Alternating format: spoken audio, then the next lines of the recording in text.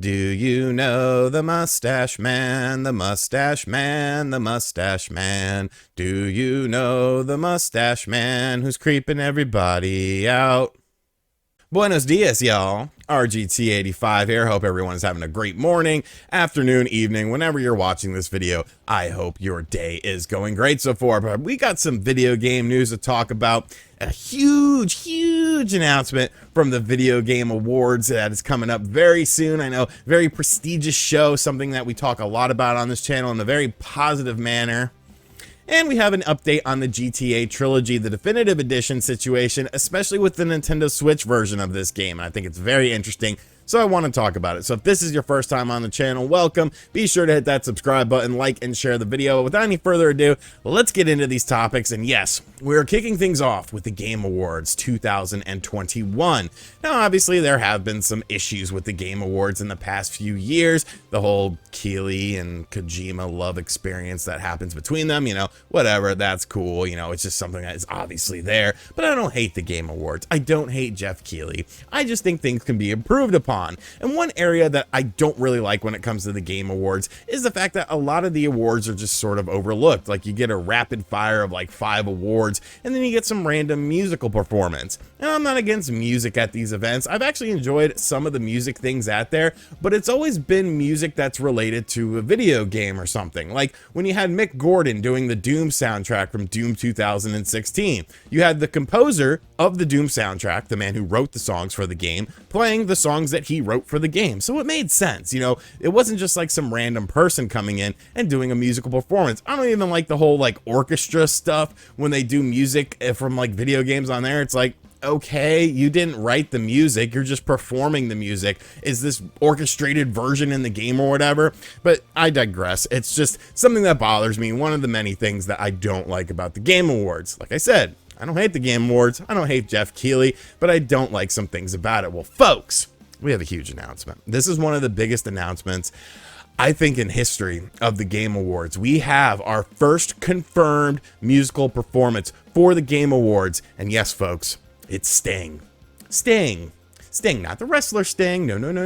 The musician Sting, the man from the Police, the man who wrote that horrid song, Started on a Brand New Day. And I mean, yeah, the Police had some good songs throughout the years, but why is Sting, a 70-year-old man, performing at the Game Awards? And this, it almost shocked me to the point of where, okay, I was like, okay, this is a joke, right? We're not having Sting perform at this, like Sting, the 70-year-old white dude. No, but it's actually factual, and this is what he'll be performing.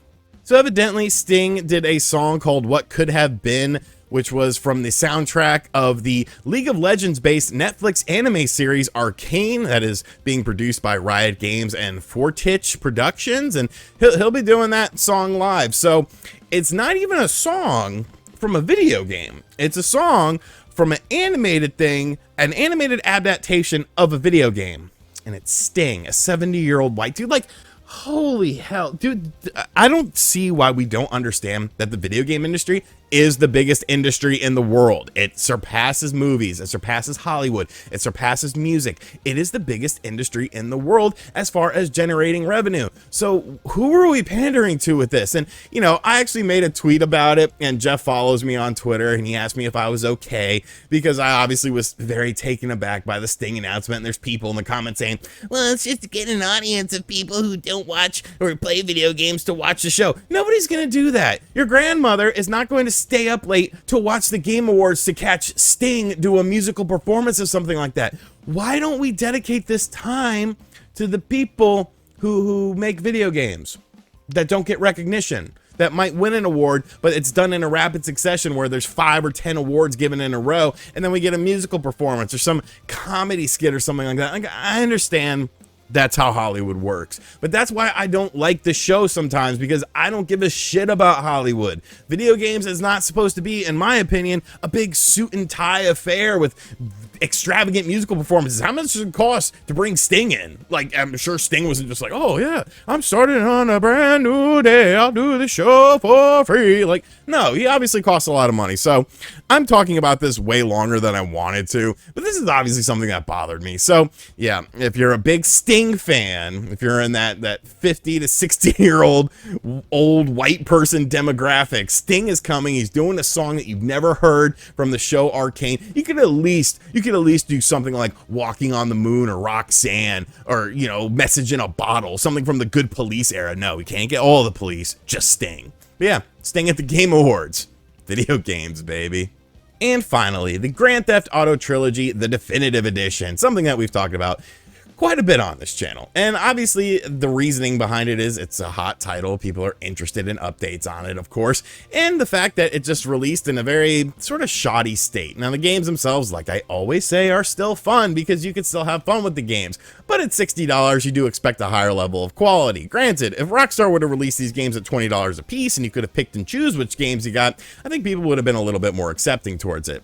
Now very recently on the channel, we took a look at the first patch for the Nintendo Switch version of the game. This patch came out a few days prior on the PlayStation, Xbox, and the PC, and then we got to look at it on the Nintendo Switch, and honestly, things were definitely improved. I wouldn't say it's a perfect game or anything like that. Make sure you guys check out that video, but if you're short on time and you're just watching this video, the essential gist of it is GTA 3 runs a lot better, and that was the game that ran the worst at the launch of this compilation. Grand Theft Auto Vice City, it runs a little bit better. It runs better than it did initially, and San Andreas it still runs pretty choppy. But we learned that the physical editions of these games were supposed to come out at the beginning of December. Well, yesterday Rockstar made a very interesting announcement, and I think I know why they made this announcement, and especially when it pertains to the Nintendo Switch version of the game.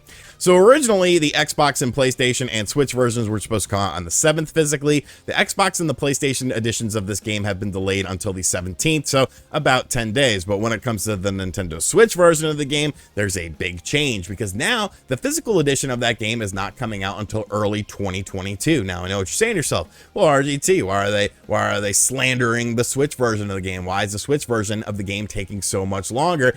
And I can actually explain why. Now, I'm sure Spawnwave did it on his Spawnwave in the Morning show this morning, but to be fair, we were playing Halo and I saw that news story and I actually told him about it. So I'm sure he credited me with finding that info and telling him about it. Damn you, Spawnwave. But no, the reason is very clear. It's because Nintendo is the one publishing the game themselves. And yes, Nintendo has published some questionable games in terms of quality, but that's usually first party stuff. When it comes to the third party stuff that Nintendo publishes, games like, of course, Octopath Traveler in the United States, games like Astral Chain, you know, those games are very high quality. So they probably want Rockstar to fix this game on the Nintendo Switch with several patches up until the point of where this is like a really solid release for the Nintendo Switch with the physical version of the game. It does seem like there is going to be one game that you will have to download. I believe it's going to be Vice City that you have to download. I could be wrong on that, but one game you will have to download regardless of whether you get the physical version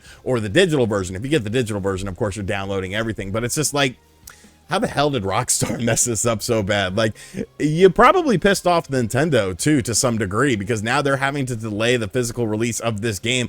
Obviously, they're going to make money on the physical release of this game because they are the ones publishing this. So it's just a crazy situation all around, you know.